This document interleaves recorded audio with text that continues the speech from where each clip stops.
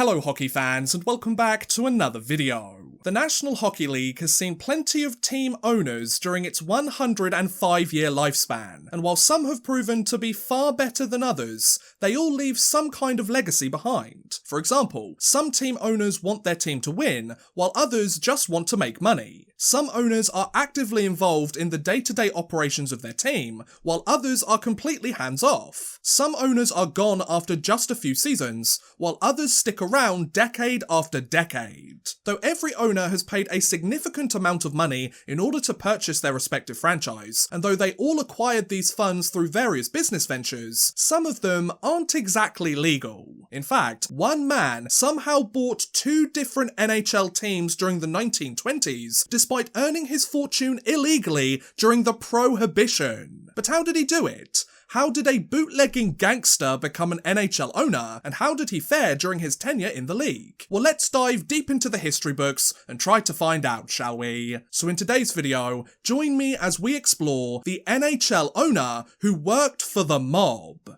Now, in order to understand how a rum runner came to own an NHL team, we must first learn about the man himself. So allow me to introduce you to Big Bill Dwyer. Born in Queens, New York on February 23, 1883, William Vincent Dwyer had a seemingly normal childhood, as he was one of the only members of his friendship group to finish public school, and he began his working life without a criminal record. After reaching adulthood, Dwyer spent time working as a cinema usher, before later finding employment as a longshoreman on the Chelsea piers. During this time, the United States government would introduce the Volstead Act, a now infamous bill that prohibited the sale and the consumption of alcohol across the entire country. Now, while Prohibition made alcohol illegal, much of the American public still wanted to drink it, and if they couldn't get it legally, they were willing to explore other avenues instead.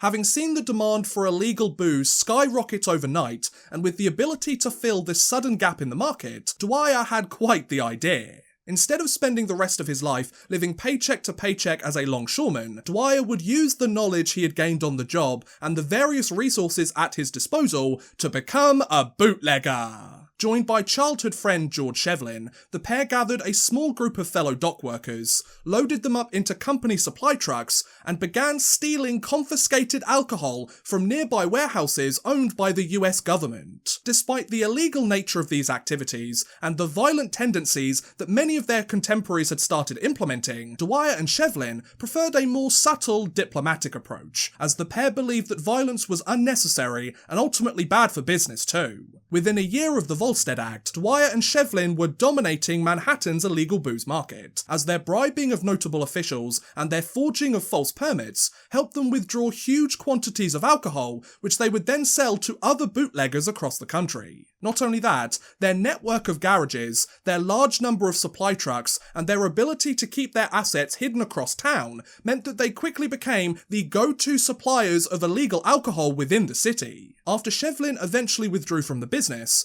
Dwyer would begin exploring new partnerships elsewhere. Though he would form alliances with fellow bootleggers Oni Madden and Frank Costello, and though he would add future gangsters like Vannie Higgins onto his payroll, Dwyer retained sole ownership of his alcohol empire, an operation he ran as efficiently and effectively as possible, since he considered himself to be less of a mobster and more of a businessman. In fact, Dwyer's strategy was so effective that he soon found himself running a multi-million-dollar operation, and he had become the largest distributor of illegal alcohol across the entire country. Not bad for a former dock worker, eh, folks? However, Dwyer's various crimes would eventually catch up with him. In 1925, Dwyer was arrested by the Prohibition Bureau for attempting to bribe members of the Coast Guard during an undercover operation. Though he was sentenced to 2 years in prison for this offence, Dwyer only spent 13 months in jail before he was released for good behaviour. Unfortunately though, this sentence would signal the beginning of the end for Dwyer's bootlegging empire. After finally getting out of prison, and after learning that much of his operation had been taken over by his former partners, Dwyer realised that the landscape had changed, as the Italian mafia had begun seizing control of large parts of the illegal booze market.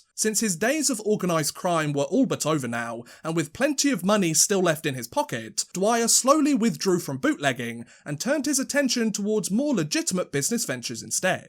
So now that we know who Dwyer is and how he made his money, when did he join the NHL? How did Dwyer get his hands on a professional hockey team, and how would his tenure as an NHL owner pan out? Well, on April 8, 1925, Big Bill Dwyer paid $75,000 to the National Hockey League, purchased an expansion franchise in the league, and became the very first owner of a brand new NHL team. And why did Dwyer do this? Because boxing promoter and Madison Square Garden architect Tex Rickard had convinced him to do so, with the promise that this team could play their home games at the newly constructed MSG. With an NHL franchise now in his possession, and having named his team the New York Americans, Dwyer got to work building his inaugural roster. Luckily, an answer to his problem would fall into his lap, as the Hamilton Tigers were looking to sell their entire lineup after the team had been suspended indefinitely due to a players' strike. Eager to seize this opportunity, Dwyer purchased the contract rights of all of the Tigers players for $75,000 and brought the whole team over to New York. Having just acquired the roster that had finished first place in the NHL standings during the prior 24-25 season, Dwyer was eager to keep his new talent around, so he began using his bootlegging money to sign his players to lucrative contracts. For example, Tigers captain Wilfred Shorty Green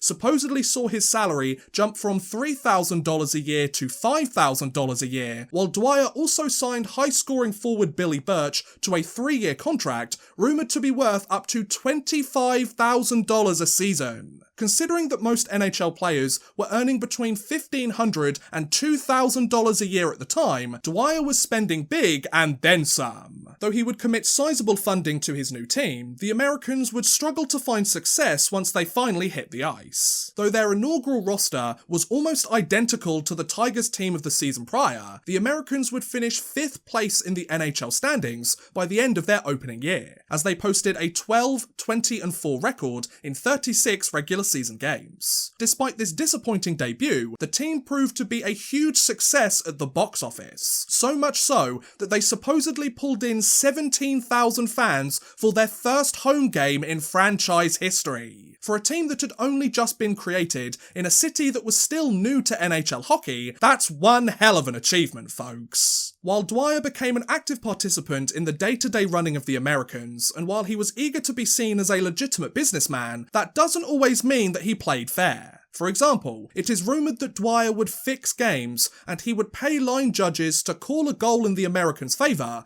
whenever the puck so much as touched the goal line, giving the hometown team a distinct and clearly unfair advantage. However, one of these employees would cause quite the incident during the 1927-28 season. In a game against the Ottawa Senators, it is said that the goal judge began taunting Senators goaltender Alex Connell for a completely unknown reason. Having finally had enough of the employee's remarks, Connell supposedly butt-ended the goal judge in the nose to shut him up, an action that incensed Dwyer and prompted several of his associates to seek revenge. In fact, the situation became so dire that Connell was told to leave New York directly after the game, and he required a police escort to reach the train station later that night.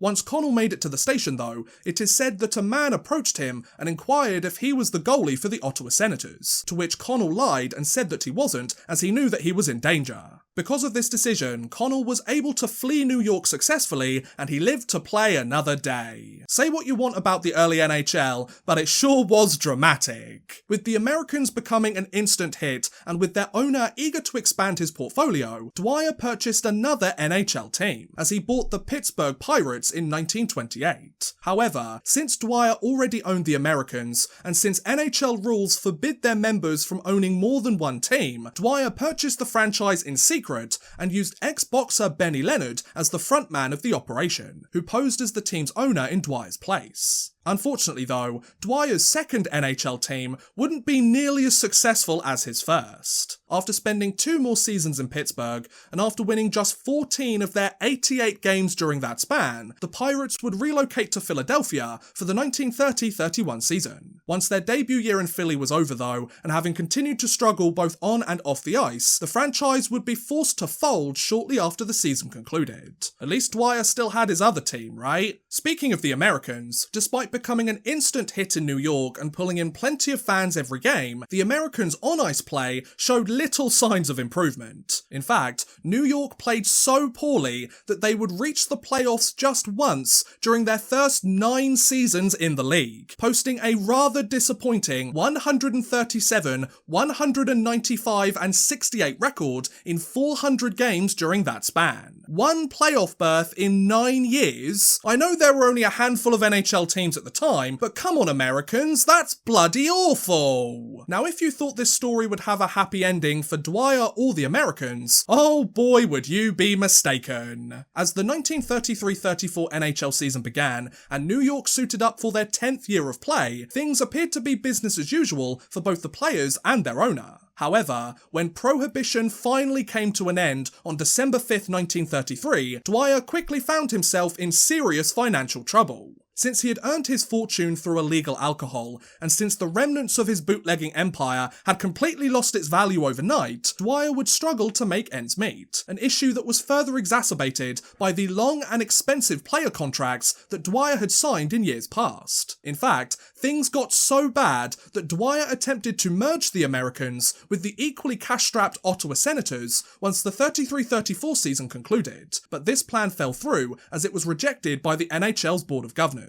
Having failed to merge with the Senators, and with his financial struggles only getting worse, Dwyer attempted to sell the Americans during the 1935-36 season. Though the team were experiencing plenty of turmoil off the ice, New York would produce their most successful on-ice performance to date, as they reached the playoffs for the second time in franchise history, and they advanced to the second round for the first time ever, where they eventually fell to the Toronto Maple Leafs. Despite this sudden improvement though, no buyers would come forward to purchase the Americans, leaving Dwyer with a franchise he could no longer afford. Unfortunately though, Dwyer's hockey team would be the least of his worries during this time. In 1935, US authorities indicted Dwyer on a gambling charge as they were tired of watching him get away with sporting bribery. But thanks to the hard work of his experienced and expensive legal team, Dwyer was able to beat the case and avoid any jail time. However, the authorities were determined to bring the former bootlegger to justice. Shortly after the gambling charge was dropped, US authorities filed a case against Dwyer for tax evasion, a similar tactic that was used to finally apprehend fellow Prohibition gangster Al Capone.